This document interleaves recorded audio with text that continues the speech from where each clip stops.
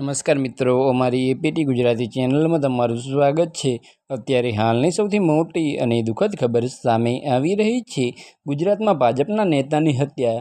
તો આની વિગતવાર વાત કરીએ તો તમને જણાવી દઈએ મિત્રો કે સુરતના ડિંડોલી વોર્ડના ભાજપ યુવા મોરચાના 21 વર્ષીય ઉપપ્રમુખ જય દલાલની તીક્ષ્ણ હથિયારોના ઘા ઝીકી જાહેરમાં ક્રૂર હત્યા કરતા કાયદો વ્યવસ્થાને સામે સવાલો ઉઠ્યા છે।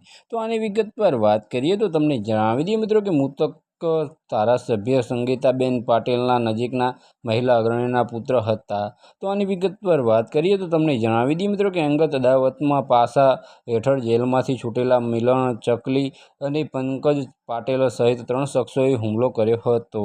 તો આની વિગતવાર વાત કરીએ તો તમને જણાવી દઈએ મિત્રો કે માતાએ આરોપીઓને ફાંસીની સજાની માંગ કરી છે। તો બસ આજ માટે આટલું જ, અને મારી યુટ્યુબ ચેનલ પર નવા હોય તો લાઇક, શેર અને સબસ્ક્રાઈબ કરી દેજો। ધન્યવાદ।